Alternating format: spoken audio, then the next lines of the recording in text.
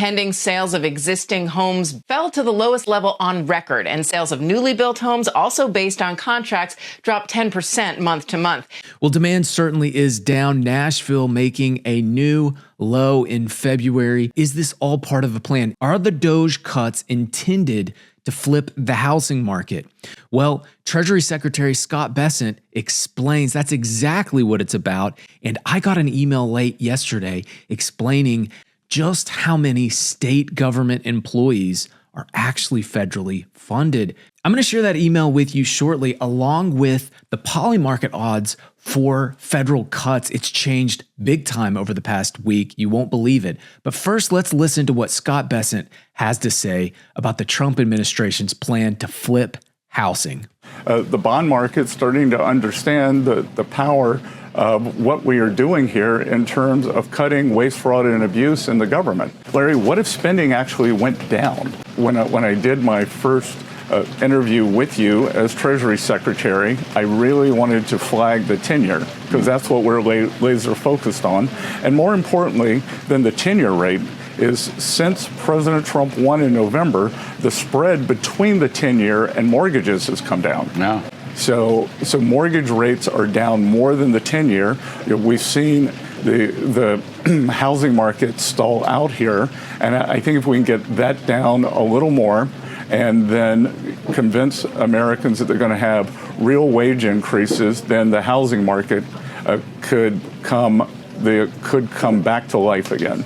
The agenda is to cut to convince the bond market to drop the 10-year. The bond market has responded since the middle of January. Mortgage rates were skyrocketing. Everybody was blaming Trump and policy and tariffs. Now they're blaming him for the mortgage rate drop. The decline in the 10-year yield and now the inversion of the yield curve again. 10-year yield is, last I looked, below the 3-month and 2-year, is growth. The economy is starting to gag on all the uncertainty that's coming out of policy being made in Washington, D.C., everything from the tariffs to the haphazard cuts to government employment. And we've got the potential for a government shutdown in a couple of weeks. And then, of course, there's the Treasury debt limit. I mean, there's just so much uncertainty. And, of course, that's got the Fed on hold. The Fed's told us point blank they're not going to do anything until they get some clarity around economic policy. And I think businesses and consumers are starting to say the same thing, with all this uncertainty. Listen to this email I got today. I was actually shocked, but this is what they said. They said, I work for the state of Tennessee, the biggest employer in the state.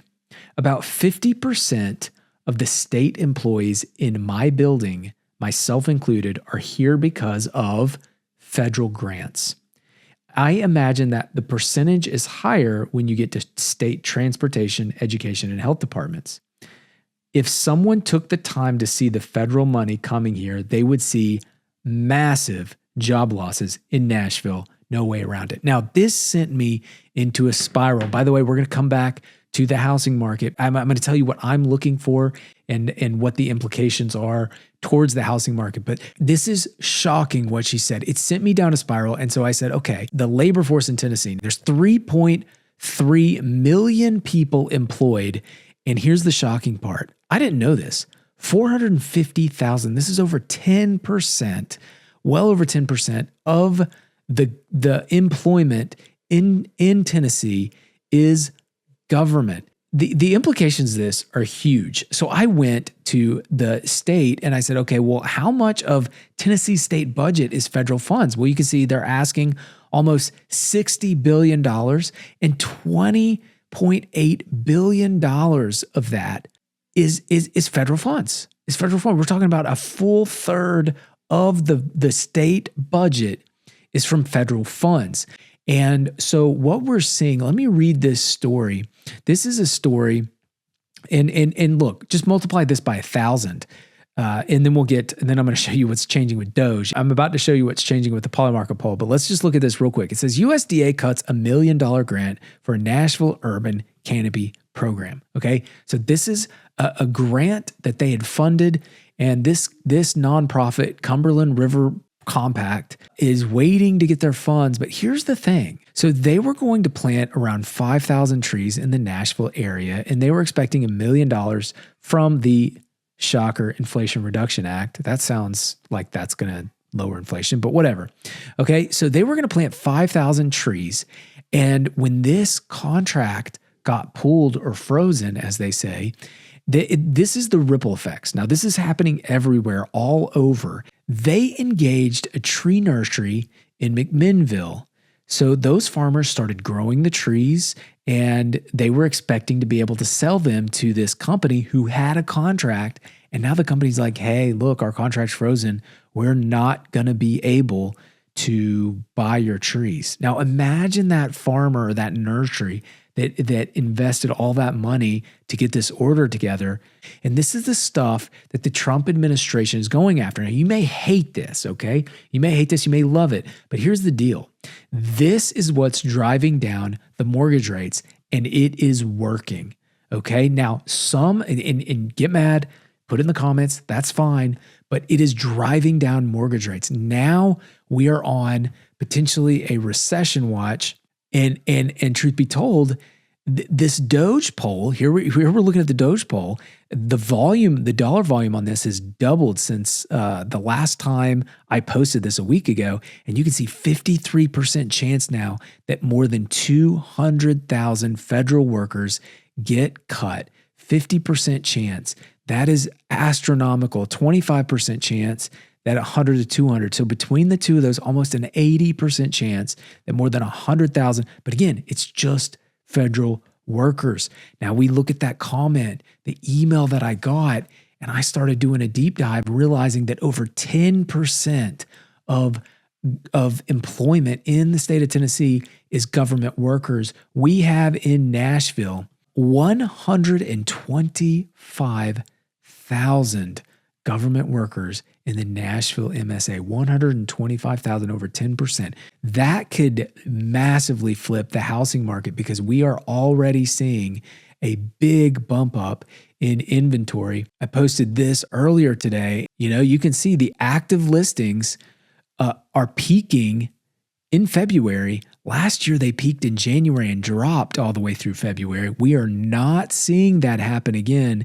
And this is a suggestion that we have more sellers and fewer buyers. If this continues as things and the trajectory are going, it's going to be a very soft spring. Mortgage rates, they're year-over-year negative.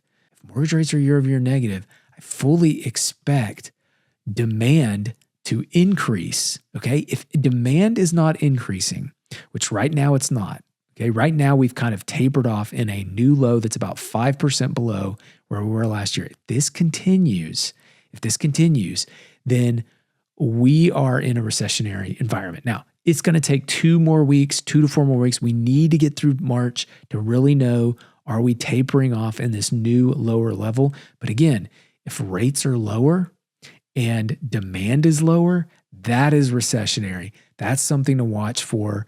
It's unclear right now. Look, it snowed in Florida this year. It snowed in Florida. So the fact that the South, Diana Olick commenting that the South is down 9% in pending. I mean, we had snow so far south. It doesn't surprise me at all that we're down. But if it continues, that's recessionary. It's very unclear whether or not it'll continue. We'll keep a close eye on that. You guys decide. You can put in the comments. Do you want lower mortgage rates and more housing affordability? Or do you want to continue funding what we have the way we have it? My goal here is to understand what's happening, the implications. This is the biggest story in housing. This is the biggest story in housing. The other thing you need to think about, look, most people don't want to buy right now. I get it. I understand why it's not a great time to buy. Renting is cheaper in most scenarios, unless you assume a mortgage. I helped someone do it this week. It was awesome closing, but I am a real estate agent. I have a great team that helps people buy in a market that's very uncertain. And we use data to get the absolute best value we can get for you. We're not magicians, but we do a good job of making sure you don't overpay. And with that, I hope you all have a great rest of the day. I look forward to seeing you next Saturday. Thanks a lot.